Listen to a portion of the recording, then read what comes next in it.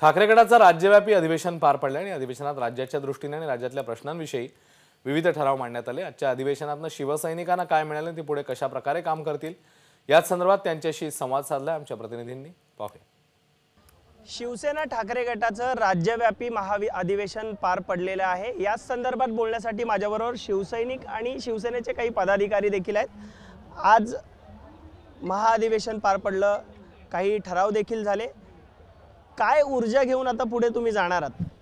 आज तुम्ही सगळे तर मीडिया तिकडे उपलब्ध होतेच मी तर म्हणेन, पण आज जे आम्हाला नेहमीच मिळत असते ऊर्जा, आमच्या जेवढ्या पण सभा असू द्यात की छोट्या मोठ्या मीटिंग जरी असल्या तरी शिवसैनिक या नात्याने आम्हाला जेव्हा जेव्हा आमच्या पक्षप्रमुखांचे ठाकरे साहेबांचे शब्द कानावर पडतात तेव्हा ते आमच्यामध्ये विशिष्ट ऊर्जा संचारतेच। पण काल आम्ही इथे आलेलो आहोत आणि जे आपण सोहळा पाहिलात काल तिकडे गोदावरीच्या तीरावर, त्याच्यानंतर मला तरी वाटतं एक रामराज्य आमच्या माध्यमातून म्हणजे आमच्या उद्धव बाळासाहेब ठाकरेंच्या माध्यमातून आल्याशिवाय राहणार नाही, ही ऊर्जा आज आम्हाला मिळालेली आहे। काही ठराव आज मांडले गेले, त्याचा निर्धार तुम्ही केलेला आहे। कशा प्रकारे हे ठराव मांडलेले आहेत आणि तुम्ही पुढे घेऊन जाणार आहात तो सगळा विचार? आपण पाहत असताना ज्या पद्धतीने आज महाराष्ट्राचं राजकारण चाललं आहे त्या पद्धतीनं जे आज भाजप महाराष्ट्रात वागत आहे, पण उद्धव साहेबांना आज शिवसेना जी खंबीरपणे उद्धव बाळासाहेब ठाकरे आज मांडलेली आहे ती आम्ही त्यांचे जे ठराव झाले ते ठराव पुढे घेऊन जाणार, महाराष्ट्र ठेवणार की आज रामराज्य जे आणायचं आहे, रामराज्य आणायला फक्त उद्धव बाळासाहेब ठाकरे एकमेव असा नेता आहे की जे रामाचे विचार रामाचे आचार या महाराष्ट्राला या देशाला देऊ शकतात। सगळ्यांमध्ये तुमच्यामध्ये उत्साह पाहायला मिळतोय, मात्र कुठेतरी उद्धव ठाकरे यांचा तोल गेलेला आहे, रावणी वृत्ती त्यांच्यामध्ये दिसते। मतदार त्यांना त्यांची जागा दाखवतील अशी प्रतिक्रिया भाजप नेते देत सुटतायत। एक शिवसैनिक म्हणून आजच्या महाअधिवेशनाबद्दल आणि भाजपच्या सगळ्या टीकेबद्दल काय म्हणाल?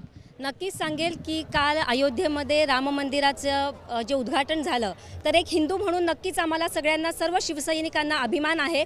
पण जसं आमचं महाराष्ट्राचं कणखर युवा नेतृत्व आदित्य साहेब म्हणाले की आमचं हिंदुत्व स्पष्ट आहे, हृदयात राम आहे, पण आमच्या हाताला काम पाहिजे। आज ग्रामीण भागामध्ये काम करत असताना किंवा शहरी भागामध्ये काम करत असताना अनेक उच्च शिक्षित तरुण तरुणी आहेत, पण अतिशय त्यांची परिस्थिती खराब आहे, कारण राज्यामधले प्रकल्प जात आहेत, त्यांच्या हाताला काम नाही आहे। अशा वेळेस आमचं एकच धोरण, आम्ही हिंदू आहोत, रामाची आम्ही पूजा करतो आहोत, तरी सुद्धा जेव्हा आमच्या महाराष्ट्रातल्या युवांना काम मिळेल तेव्हाच आमचं हे धोरण पूर्ण होईल।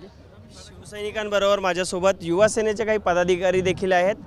एक युवा म्हणून राज्यात बेरोजगारी वाढलेली आहे, त्या संदर्भातला देखील एक महत्त्वाचा ठराव आपल्या तुमच्या अधिवेशनामध्ये आज ठेवण्यात आला। एक युवा सैनिक म्हणून हा विचार, ही जे आज निर्धार केलेला आहे तो कसा पुढे घेऊन जाणार? आम्ही सर्व युवामध्ये आम्ही घेऊन जाऊ की आदित्य साहेबाला आम्ही एक आदित्य साहेबाच्या पाठीमागे एकदम खंबीरपणाने पाठीमागे आहेत, जे आदित्य साहेब हे करतील आम्ही त्यांच्यासोबत आहेत।